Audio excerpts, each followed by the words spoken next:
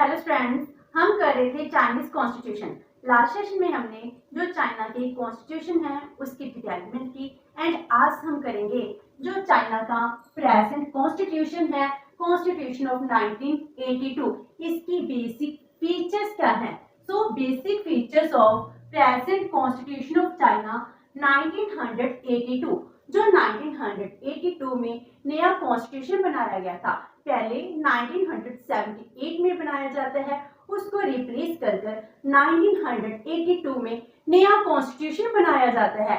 तो जो डेंग जियोपिंग थे, जिन्होंने इकोनॉमिक रिफॉर्म्स के लिए एफर्ट किए थे, जो 81 में पावर में आते हैं, वो नया कॉन्स्टिट्यूशन बनाना चाहते हैं। तो 82 में इकोनॉमिक सिचुएशन चेंज होने के साथ ही नया कॉन्स्टिट्यूशन फ्रेम किया जाता है।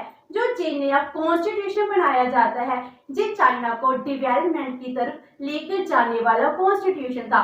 क्योंकि 1980 से पहले जब हम कॉन्स्टिट्यूशन की बात करते हैं, जब चाइना की बात करते हैं, वो इतना डेवलप नहीं हो पाया था। मास लेवल पर पॉवर्टी, अनएम्प्लॉयमेंट प्रिवेल कर रही थी। तो उन्होंने अपने कॉन्स्टिट्यूशन में चेंज लेकर आए। तो 1982 में नया कॉन्स्टिट्यूशन है वो फ्रेम होता है। जो वहां की फिफ्थ रिपब्लिक है, वो रिपब्लिक कांग्रेस है, इसको अडॉप्ट कर लेती है, उसके बाद से इम्प्लीमेंट हो जाता है। तो जो नया कॉन्स्टिट्यूशन है जो प्रेजेंट टाइम में प्रिवेल कर रहा है, इसकी कौन कौन सी फीचर्स है? First one is it is written constitution. जैसे अर्लियर कॉन्स्टिट्यूशन थे वो भी क्या थे? रिटन कॉन्स्टिट्यूशन थे। लाइक दिस, जो जी नया कॉन्स्टिट्यूशन था जी भी रिटन कॉन्स्टिट्यूशन था, जिसमें 138 आर्टिकल्स हैं एंड 4 चैप्टर्स हैं। जो 4 चैप्टर्स हैं, इनमें जो चैप्टर फर्स्ट है वो जनरल प्रिंसिपल्स के, इकोनॉमी स्ट्रक्चर के, इनकी बात करता है। सेकंड में फंडामेंटल राइट्स हैं, ड्यूटीज हैं, उनको डिफाइन किया जाता है। जो चैप्टर थर्ड है, जो बहुत ही ज्यादा लेंथियस्ट चैप्टर है, इस चैप्टर में जो एडमिनिस्ट्रेशन की ऑर्गेनाइजेशन है, स्टेट है, जो फिर जो यूनिकैमरल लेजिस्लेचर है, ये कैसे डेवलप होंगी, इसका कैसे स्ट्रक्चर होगा।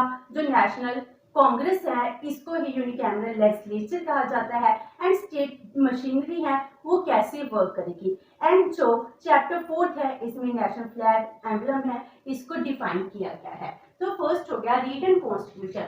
Number 2, preamble of the constitution. जैसे पहले के कॉन्स्टिट्यूशन थे उनमें भी प्रेम्बल था। लाइक दिस, 1982 का जो कॉन्स्टिट्यूशन बनता है ये भी प्रेम्बल से ही स्टार्ट होता है। तो जो प्रेम्बल ऑफ द कॉन्स्टिट्यूशन है ये क्या डिफाइन करता है? It describe the glorious revolution legacy, meaning China में जो 1949 में पीपल्स रिपब्लिक ऑफ चाइना है, इसको इस्टेब्लिश किया जाता है। इसकी इस्टेब्लिशमेंट के लिए जो रेवोल्यूशन हुई थी, ह्यूमनिस्ट रेवोल्यूशन हुई थी, इसकी जो ग्लोरियस रेवोल्यूशन है इसको डिस्क्राइब किया गया है। इसमें जो माओ जेडोंग थे, इनकी कंट्रीब्यूशन को डिफाइन किया गया है। प्रेम्बल में क्या कहा गया है कि माओ के लीडरशिप के अंडर ही चाइना इंडिपेंडेंट हुआ है, आगे भी उसकी लीडरशिप के अकॉर्डिंग ही चाइना डेवलप करेगा। तो प्रेम्बल में जो कम्युनिस्ट पार्टी के लीडर थे माओ, इनकी बहुत ही कंट्रीब्यूशन है, इसको डिफाइन किया गया है। Number 3, establishment of a socialist state. जो चाइना है ये सोशलिस्ट स्टेट है। जब कम्युनिस्ट पार्टी अपनी पॉलिसीज को डिफाइन कर रही थी, ये कहती थी कि इसमें किसी एक डायनेस्टी का रूल नहीं होना चाहिए, इसमें जो लैंड है हम सबको मिलनी चाहिए, कोऑपरेटिव फार्मिंग होनी चाहिए। जो लैंड है, बिग लैंड, लॉट से लैंड लेकर उसको स्मॉल पीजेंट्स हैं इनमें डिस्ट्रीब्यूट की गई थी। तो इस तरह लैंड है इसको रीडिस्ट्रीब्यूट किया गया था। इसीलिए जी अपने आप को क्या कहते हैं? हम सोशलिस्ट स्टेट है। तो इसमें डिक्टेटरशिप ऑफ प्रोलेटेरिएट है, इसको डिफाइन किया गया है। जैसे मार्क्सिज्म में, कम्युनिज्म में क्या कहा जाता है? डिक्टेटरशिप किसकी होनी चाहिए? प्रोलेटेरिएट की। मार्क्स तो यही कहते थे प्रोलेटेरिएट ही रूल करते हैं, तो प्रोलेटेरिएट अगर रूल करेंगे तभी इकोनॉमी डेवलप होगी। मार्क्सिज्म, लेनिनिज्म, इनको डिफाइन किया गया है जो इसको सोशलिस्ट कंट्री बनाते हैं। तो ये कम्युनिस्ट सोशलिस्ट स्टेट है। जो 14th नेशनल कांग्रेस है, इसमें क्या चेंज किया गया है? जे सोशलिस्ट स्टेट से सोशलिस्ट मार्केट इकोनॉमी बन गई। पहले क्या था, प्राइवेट प्रॉपर्टी थी, वो नहीं हो सकती थी, बहुत ही लिमिटेड थी। लेकिन जब सोशलिस्ट मार्केट इकोनॉमी है, इसमें प्राइवेट बिजनेस है, इनको भी डिवेल्प किया गया, इसीलिए चाइना आज सुपर इकोनॉमी बन पाया है। Next is rigid constitution. जो चाइना का कॉन्स्टिट्यूशन है जो बहुत ही ज्यादा रिसेंट कॉन्स्टिट्यूशन है। अब तक इसमें ओनली 5 अमेंडमेंट्स हुई हैं। जो चाइना में कॉन्स्टिट्यूशन है, अगर इसमें अमेंडमेंट करनी है, अमेंडमेंट के लिए जो प्रपोजल है या तो वो स्टैंडिंग कमेटी देती है, अदरवाइज 1/5 मेंबर ऑफ कांग्रेस है वो प्रपोजल करते हैं। आफ्टर दैट अगर वो प्रपोजल 2/3 मेजोरिटी के साथ कांग्रेस में पास हो जाता है, तभी जाकर वो अमेंडमेंट है वो इम्प्लीमेंट होती है। तो इसलिए इसको रिजिड कॉन्स्टिट्यूशन कहा गया है। Next is supremacy of the constitution. ये हर एक कंट्री में होता है। जो कंट्री में सुप्रीम लॉ है वो कौन होता है, वो कॉन्स्टिट्यूशन ही होता है। ऐसे ही चाइना में जो चाइना का कॉन्स्टिट्यूशन है, ये कॉन्स्टिट्यूशन सुप्रीम है।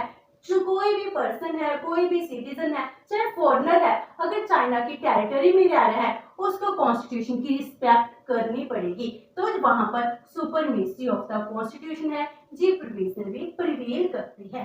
Next is unitary form of the government. China में यूनिटरी फॉर्म ऑफ गवर्नमेंट है, जी प्रिवेल करती है। जी ऐसा नहीं है आफ्टर कॉन्स्टिट्यूशन हुआ है, इन द बिगिनिंग स्टार्टिंग से ही वहां पर यूनिटरी फॉर्म है वो ही प्रिवेल करती थी। लेकिन एडमिनिस्ट्रेशन कन्वीनियंस है, इसके लिए एडमिनिस्ट्रेशन को डिफरेंट पार्ट्स में डिवाइड किया गया है। जैसे इसकी 23 प्रोविंसेस है, ऑटोनॉमस रीजन 4 है, म्यूनिसिपैलिटीज हैं वो 4 हैं। इसके अलावा 2 स्पेशल एडमिनिस्ट्रेशन यूनिट्स भी हैं जिसको हांगकांग एंड मकाओ भी कहते हैं। तो जो यूनिटरी गवर्नमेंट है ये कैसे बनी है, ये unitary government unitary multinational state कहा जाता है, क्योंकि चाइना है, चाइना में बहुत सारे नेशनल्स हैं, बहुत सारी रेसेस हैं, वो आपस में मिलकर यूनाइट होकर रहते हैं, इसलिए इसको यूनिटरी मल्टीनेशनल स्टेट भी कहा जाता है, जिसमें यूनिटरी फॉर्म ऑफ गवर्नमेंट है इसको इस्टेब्लिश किया गया है। Next is president of the Republic of China. जो 78 का कॉन्स्टिट्यूशन है, इसमें जो प्रेसिडेंट है, वाइस प्रेसिडेंट है, इसकी पोस्ट को खत्म कर दिया गया था। तो 1982 के कॉन्स्टिट्यूशन में दोबारा से प्रेसिडेंट की पोस्ट है वो जनरेट की जाती है। तो जो जे नया कॉन्स्टिट्यूशन बनाया गया, इसमें जे कहा गया जो प्रेसिडेंट है ही is elected by the national peoples congress, जो इसका लेजिस्लेचर है उसके द्वारा ही इलेक्ट होगा फॉर 5 इयर्स, और उसकी मैक्सिमम 2 टर्म्स हैं वो हो सकती हैं, वो 2 टर्म्स के लिए इलेक्ट किया जा सकता है। जैसे इंडिया का प्रेसिडेंट है, हम उनको भी 2 टर्म्स के लिए ही इलेक्ट कर सकते हैं, उसी तरह वहां पर भी 5 इयर्स के लिए 2 टर्म्स के लिए इलेक्ट किया जा सकता है। Next is unicameral legislature. India में बाइकैमरल लेजिस्लेचर है, अपर हाउस लोअर हाउस, लेकिन वहां पर क्या है, only and only unicameral legislature, एक ही लेजिस्लेचर है, एक ही हाउस है, जिसको कहते हैं नेशनल पीपल्स कांग्रेस। ये हाईएस्ट लेजिस्लेटिव बॉडी है जो लेजिस्लेचर के काम करती है, जो लॉ मेकिंग प्रोसेस है, ये नेशनल पीपल्स कांग्रेस में ही होते हैं, क्योंकि वहां पर सिर्फ एक ही हाउस है, तो सबसे हाईएस्ट ऑर्गन जे ही बन जाता है। Next is provision of a standing committee. जो स्टैंडिंग कमेटी है ये हाउस के सारे काम करती है। जब हाउस सेशन में नहीं होता तो हाउस की सभी फंक्शंस हैं इस स्टैंडिंग कमेटी के द्वारा ही यूज की जाती हैं, सभी पावर इसके पास होती हैं। जो स्टैंडिंग कमेटी का चेयरमैन है या फिर वाइस चेयरमैन होता है, इसको नेशनल पीपल्स कांग्रेस है यही इलेक्ट करती है। तो जो स्टैंडिंग कमेटी है ये भी बहुत पावरफुल होती है, जिस सभी हाउस के फंक्शंस करती है, जिससे नेशनल पीपल्स कांग्रेस है इसका बर्डन है वो रिड्यूस हो जाता है। Next is equality of man and women. जो मैन एंड वुमेन है इसकी इक्वालिटी की प्रोविजन की गई है, जो 1949 से ही किया गया था। इसमें क्या कहा गया कि जो मैन एंड वुमेन है इन दोनों के इक्वल राइट होने चाहिए, चाहे इकोनॉमिक राइट्स हैं, चाहे पॉलिटिकल राइट्स हैं, एजुकेशन राइट्स हैं, ये सभी राइट्स सबको इक्वल मिलने चाहिए। मैन एंड वुमन को इक्वल राइट्स दिए गए हैं। इवन कि 1949 में मैरिज लॉ आया था, जिसके अकॉर्डिंग वुमन को डिवोर्स लेने का भी राइट दिया गया था। इस तरह वहां पर जो इक्वालिटी है, इक्वालिटी की प्रोविजन है, वो की गई है। Next is democratic centralisation. वहां पर डेमोक्रेटिक सेंट्रलाइजेशन है, वो अपने आप को डेमोक्रेटिक कंट्री कहते हैं। अगर डेमोक्रेसी है, डेमोक्रेसी में वहां पर कैसे रूल चलता है, वो कहते हैं डिसीजंस ऑफ द पार्टी, क्योंकि वहां पर सिर्फ एक ही पॉलिटिकल पार्टी है जिसको हम कम्युनिस्ट पार्टी ऑफ चाइना कहते हैं। तो वो कहते हैं decisions of party organisation at every level are taken by the majority. चाहे प्राइमरी लेवल है, चाहे सिटी डिस्ट्रिक्ट लेवल है, चाहे फिर नेशनल कांग्रेस का जो डिसीजंस हैं, वो सभी डिसीजंस हैं कैसे लिए जाते हैं, बाय मेजॉरिटी लिए जाते हैं। इसलिए वहां पर डेमोक्रेटिक सेंट्रलाइजेशन है। वहां पर जो मेंबर्स हैं, इनको यूनिवर्सल अडल्ट फ्रेंचाइज है, इसकी बेस पर ही इलेक्ट किया जाता है। तो वो अपने आप को डेमोक्रेटिक सेंट्रलाइजेशन है, इसकी प्रोविजन भी करते हैं। तो ये सब कुछ बाय कॉन्स्टिट्यूशन हुआ है। Next is fundamental rights and duties of the citizen. वहां के कॉन्स्टिट्यूशन में जो वहां के लोग हैं, उन सिटीजन्स को फंडामेंटल राइट्स दिए गए हैं, जैसे economic, social, cultural, political, civil rights है, पर्सनल लिबर्टी है। जिस सभी राइट्स लोगों को प्रोवाइड कराए गए हैं, और साथ में जैसे देश की आइडियोलॉजी है, नेशनलिज्म है, जो इसको फॉलो करना चाहिए, तो इनकी ड्यूटीज को भी डिफाइन किया गया है। तो सभी लोगों को इक्वल राइट्स दिए गए हैं। फंडामेंटल राइट्स के थ्रू उनके राइट्स को प्रोटेक्ट भी किया गया है। Next is rights of foreigners.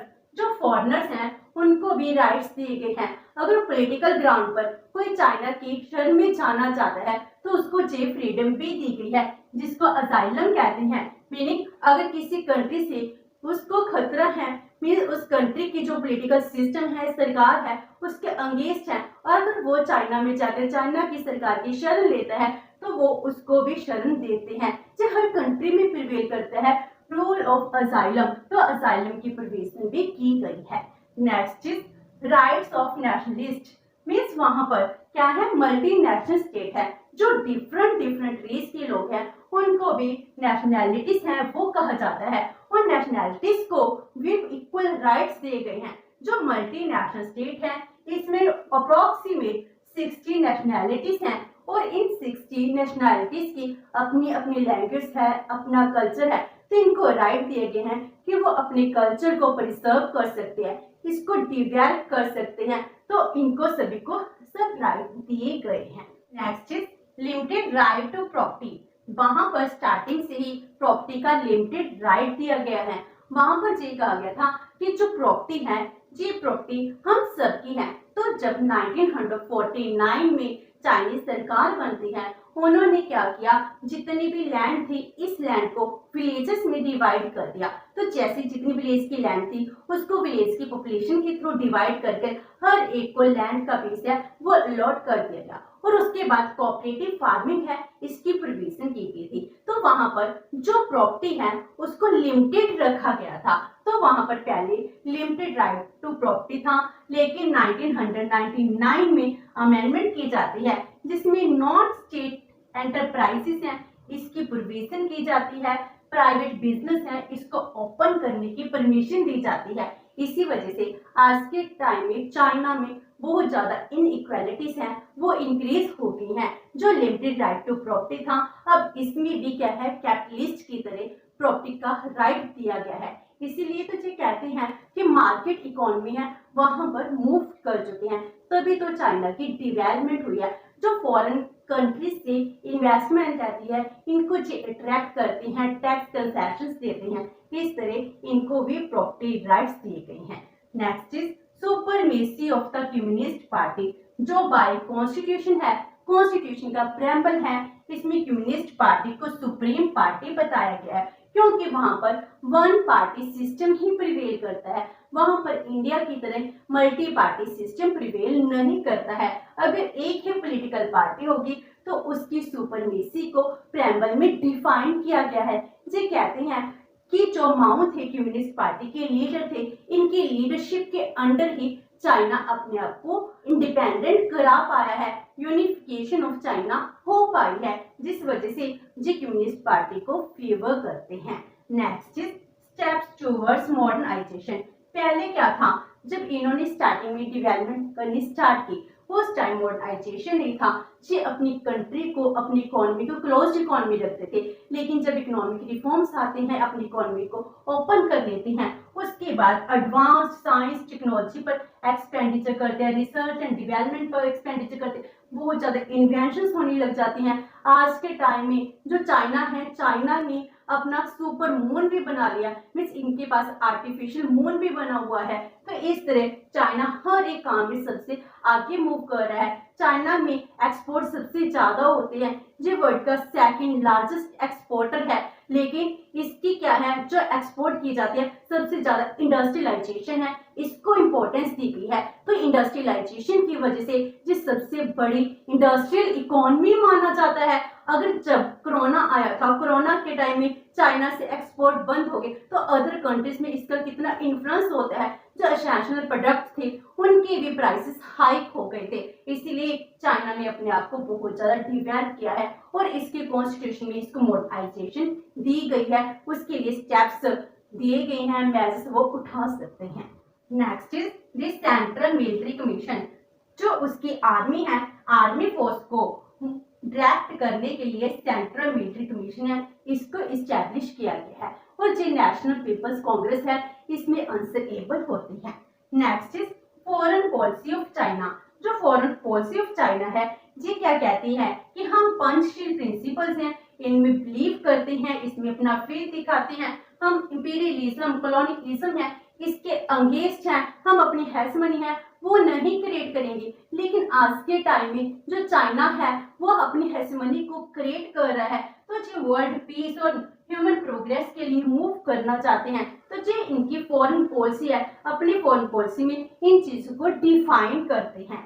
And last one is Chinese judicial system. जो चाइना का जुडिशियल सिस्टम है वो कैसे है, जुडिशियल सिस्टम में यूनिफाई है। इसमें जो पीपल्स कोर्ट है, जो हाईएस्ट कोर्ट है, जिसको हम सुप्रीम कोर्ट कहते हैं, वहां पर पीपल्स कोर्ट कहा जाता है। और जो ऑर्गेनाइज्ड है अंडर अ सेपरेट लॉ, इसका अपना सेपरेट लॉ है। इसके जज हैं जिसको भी अपॉइंट इलेक्ट किया जाता है फॉर 5 ईयर्स। इस तरह वहां का जुडिशियल सिस्टम वर्क करता है। तो ये थी basic features of Chinese constitution of 1982। Hope से कि आपको ये सेशन अच्छा लगा होगा। अगर आपकी कोई क्वेरी है तो post it in the comment box and video अच्छी लगी तो please like and share with your friends. Thank you so much and have a nice day.